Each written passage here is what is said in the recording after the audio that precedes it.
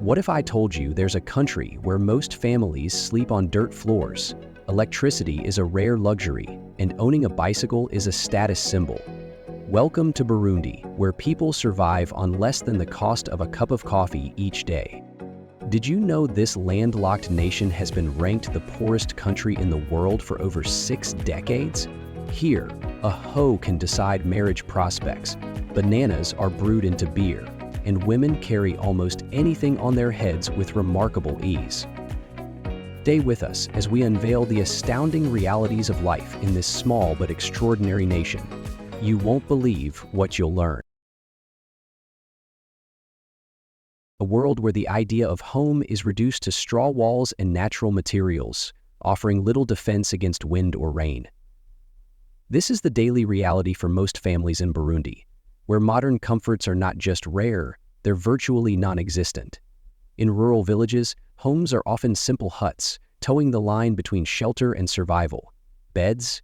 They're a luxury few can afford. For many, entire families, sometimes up to 10 people, share the hard, cold ground as their only place of rest after grueling days in the fields. But the challenges don't stop there. When night falls, darkness takes on a new meaning, one many of us would struggle to imagine. Fewer than 8% of households in Burundi have electricity. Once the sun sets, life slows to a standstill. Shops close early and the streets become eerily silent. Picture yourself walking beneath a vast canopy of stars, with only the faintest light to guide your steps. For millions of Burundians, this isn't a peaceful scene. It's a daily reminder of isolation and lack. Did you know that in Burundi, the average person survives on less than the price of a cup of coffee a day? Stay tuned as we explore why. Before we dive in, take 5 seconds to subscribe and turn on notifications. Your support means the world to us, and we promise to keep delivering insightful, high-quality content. Burundi's economy is among the weakest in the world, with a GDP per capita of just $500 per year. This translates to roughly $1.20 a day, barely enough to meet even the most basic needs. For many Burundians, survival is an uphill battle every single day. Regenerative farming and the improvements of low-carbon fueled renewable energy has also helped raise the standard of living for Burundis, immigrating landlords from countries such as Burundi and Somalia. Malnutrition is a grim reality, affecting around 70% of the population. Families often struggle to find enough to eat, and nutritious food is a luxury far out of reach. This widespread hunger contributes to an average life expectancy of just 50 years, a harsh reminder of the challenges Burundians face. For over 6 decades, reports from organizations like the World Bank and IMF have named Burundi the poorest nation on earth. Yet, in the face of such daunting odds, the resilience of its people shines through. They continue to push forward, striving for a brighter future with hope and determination. Burundi is one of South Africa's largest countries, with an expanding population of more than 14 million in 2015. In other words, no matter the circumstances, Burundi still has the potential to It might sound surprising, but in Burundi, a bicycle isn't just a way to get around, it's a symbol of wealth and status. While many people in other parts of the world use cars, buses, or trains daily, most Burundians rely solely on their own 2 feet. Owning a bicycle here is equivalent to having a luxury car, like a Mercedes-Benz. In wealthier countries, for many men, a bicycle isn't just useful, it's a sign of success, often increasing their appeal as marriage prospects.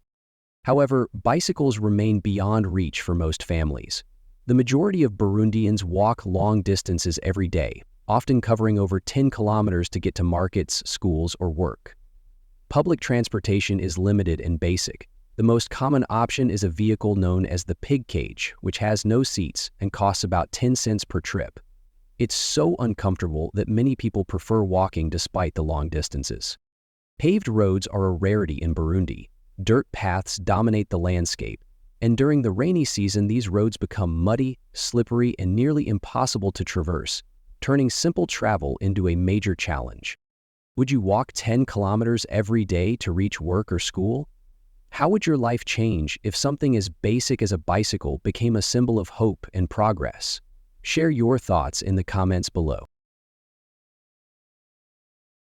What if marriage wasn't about expensive rings, luxury cars, or grand homes, but something as simple as a hoe? In Burundi, the dowry system is unlike anything you'd expect. Here, when a man marries a woman, tradition requires him to give her a hoe as a symbol of their union. The hoe is far more than just a farming tool. It's a powerful cultural symbol of hard work and partnership. It represents the couple's shared commitment to grow food, provide for their family, and build a future together. For wealthier families, a man might offer a cow instead. But in Burundi, cows are considered the most valuable possession, a status symbol and financial asset that many simply cannot afford. This is why, for the majority, the humble hoe remains the dowry of choice, reflecting both practicality and tradition. In Burundi, what women carry on their heads is more than just practical, it's awe-inspiring. With perfect posture and remarkable balance, they traverse winding mountain paths, often carrying loads that weigh up to 70% of their body weight. From water jugs to buckets of concrete, these burdens are part of everyday life for many women. To ease the strain, Burundian women use a smart and simple technique. They place a fabric ring or ball between their heads and the object, reducing friction and helping them balance, even on uneven terrain. This ingenious tool makes carrying heavy loads more manageable, even under tough conditions. Visitors are often amazed by the sight of women walking gracefully with 30-liter water containers balanced on their heads. They climb hills effortlessly, sometimes singing or even dancing, as if their loads are weightless. This strength and elegance have earned Burundi the nickname Land of a Million Smiles.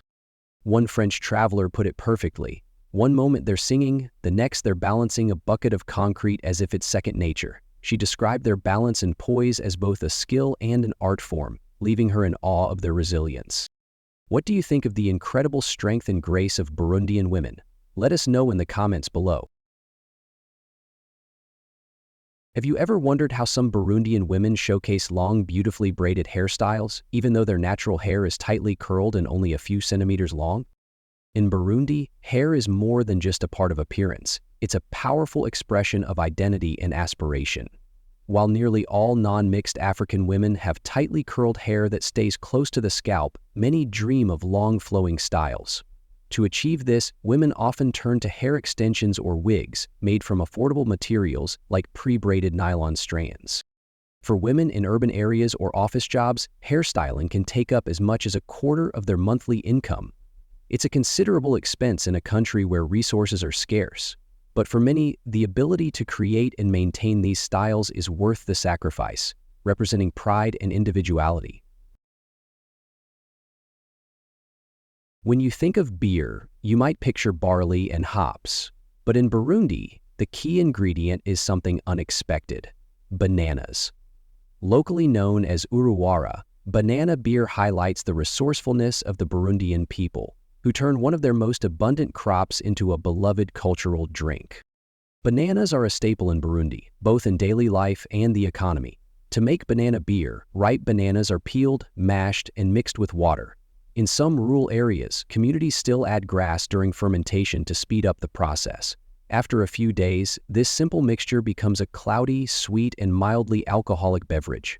It's quite different from the clear beers you may know, but its unique taste and tradition make it a cherished part of Burundian life. Banana beer isn't just a drink, it's a cultural symbol. It's shared at weddings, festivals, and social events, bringing people together to laugh, sing, and dance. Its role in community life goes beyond refreshment, symbolizing joy, unity, and connection. If you ever visit Burundi's scenic highlands, trying banana beer is a must. With every sip, you won't just taste a beverage, you'll experience the spirit of Burundian culture, a blend of tradition, ingenuity, and a deep relationship with the land. In Burundi, bananas are far more than just a fruit. They are a lifeline. As one of the most widely cultivated crops, bananas are essential to the country's economy and daily life. From the bustling markets of Bujumbura to the quietest rural villages, bananas are a constant presence, meeting the needs of communities across the nation. Burundians use bananas in many ways: eaten fresh as a staple food, cooked in traditional meals, or fermented into the popular banana beer, uruwara. This versatility makes bananas a cornerstone of both the diet and the culture. They are not just nourishment, they symbolize resilience and resourcefulness. For many families, the banana trade is a key source of income. Farmers bring their harvests to local markets, using the money earned to support their households. But getting bananas from farm to market is no small feat. Burundi's limited infrastructure presents a significant challenge, as most roads are unpaved and turn into muddy obstacles during the rainy season. Farmers often rely on bicycles, balancing hundreds of pounds of bananas while navigating steep hills, a true testament to their hard work and determination. In Burundi, the drum is far more than a musical instrument. It's the heartbeat of the nation, representing centuries of tradition, power, and identity. For generations, these drums have held a central place in Burundian culture, played during royal ceremonies, harvest festivals, and other significant events. Their deep, resounding beats symbolize strength and unity. Traditionally, only men from specific family lineages were allowed to play the drums, as they symbolized authority and status within the community. This exclusivity reinforced their cultural importance. Recognizing their profound heritage, UNESCO declared the drums of Burundi a cultural and material heritage of humanity in 2014, ensuring their preservation for future generations. Today, the drums continue to inspire. At cultural festivals and international events, they are performed alongside the iconic drum dance, an electrifying display of rhythm and precision. Groups of men strike massive wooden drums in unison, moving in synchronized, powerful patterns. Each performance is a vibrant celebration of community spirit and cultural pride, leaving audiences around the world captivated. Burundi's infrastructure is one of its greatest obstacles to progress, severely limiting trade, transportation, and daily life. It is among the few countries in the world without a railway system, making the movement of goods costly and inefficient. Without trains, the country depends heavily on roads, but their poor condition often worsens the challenges. Paved roads are rare, particularly in rural regions. Most roads are dirt paths that turn into muddy, nearly impassable tracks during the rainy season. This disrupts the flow of goods, restricts access to markets, and limits essential services, making life even more difficult for people already facing significant hardships. Access to basic services like electricity and running water is alarmingly low. Only a small portion of the population has reliable access, forcing most households to rely on alternative methods that are often expensive and inconsistent. For millions of Burundians, these services remain an unattainable luxury. Progress in improving infrastructure has been slow, largely due to economic struggles and political instability. Development projects heavily rely on external funding, but delays and limited resources have hindered advancements. Still, there is hope. Plans to build a railway line connecting Burundi with Tanzania and Rwanda could significantly boost regional trade and economic opportunities in the future. While the challenges are vast, these efforts reflect a commitment to change. The journey ahead will be tough, but with perseverance and international support, Burundi can move toward a brighter future. Burundi is one of the few countries in the world without a single railway line, and this lack of infrastructure puts significant strain on its economy and daily life. Roads are the primary means of transport, but many are poorly maintained, making travel slow and difficult. During the rainy season, dirt roads become muddy and nearly impassable, creating further challenges for moving goods and people. Without railways, trading and commuting with neighboring countries like Tanzania and Rwanda is expensive and inefficient. These high transportation costs drive up the prices of essential goods, placing an even heavier burden on Burundian families already struggling with poverty. Despite these hardships, the people of Burundi display remarkable creativity and resilience. Buses, motorbikes, and bicycles are the backbone of daily transportation, keeping the country connected. Bicycles, often stacked high with goods, are a common sight on hilly roads in rural areas, showcasing the determination of Burundians to overcome obstacles. There is hope for the future, with plans to build a railway connecting Burundi to Tanzania and Rwanda. This project could transform trade and travel in the region. However, political and financial challenges have delayed its progress, leaving the country eagerly awaiting change. The prospects are good, and the prospects are still good.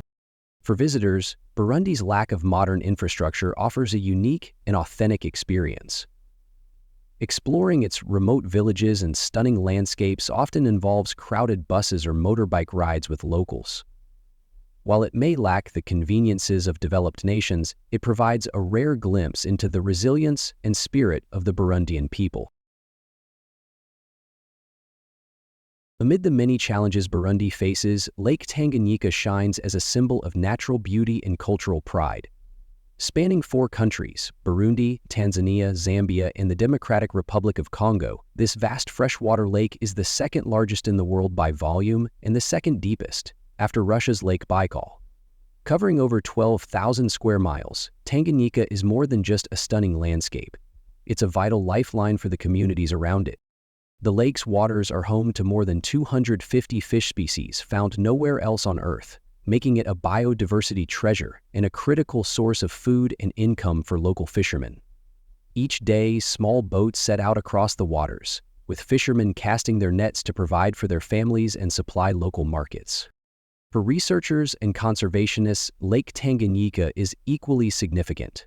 Its unique ecosystem offers important insights into freshwater biodiversity and pressing environmental issues, such as overfishing and climate change. Ongoing efforts aim to balance the lake's ecological preservation with the needs of those who rely on it for survival. Lake Tanganyika also attracts visitors drawn to its serene beauty and vibrant culture. Along its shores, women gather to wash clothes in the clear waters while children splash and play nearby. These scenes of daily life highlight the lake's role as a hub of activity, community, and resilience, a true reflection of Burundi's enduring spirit.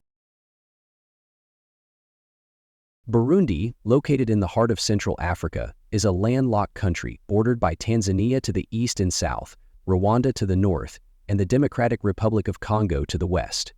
Despite covering just over 10,000 square miles, smaller than Belgium, Burundi is home to more than 13 million people, making it one of the most densely populated nations in Africa. The country's landscape is remarkably diverse. The west is dominated by towering mountains which gradually transition into rolling green hills and deep valleys toward the interior.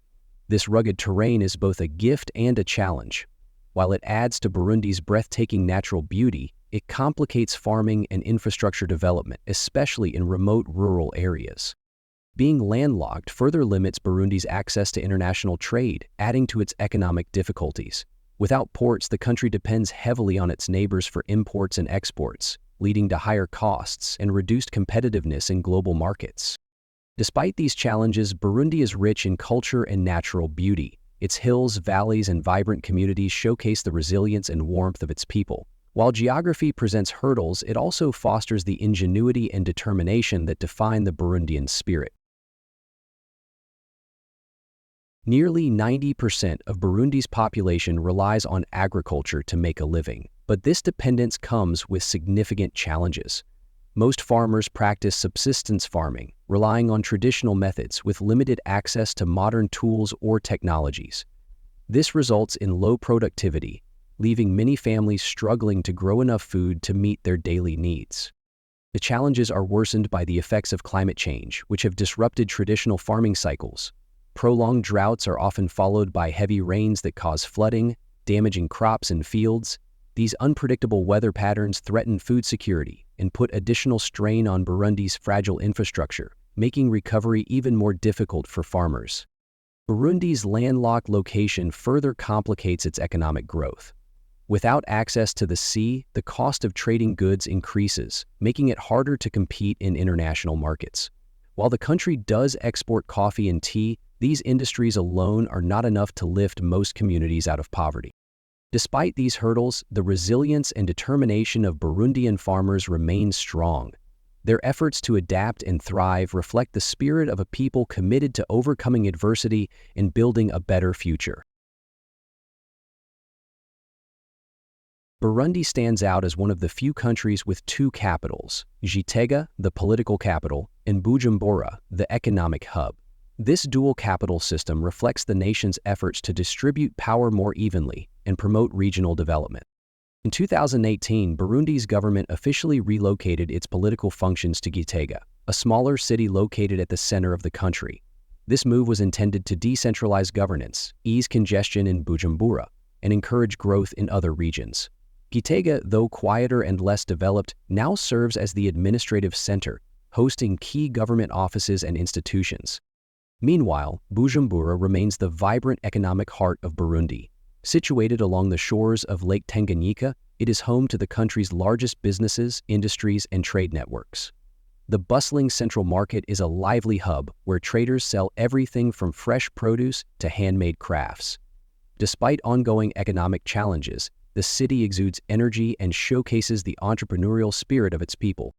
Together, these two capitals embody Burundi's blend of tradition and progress.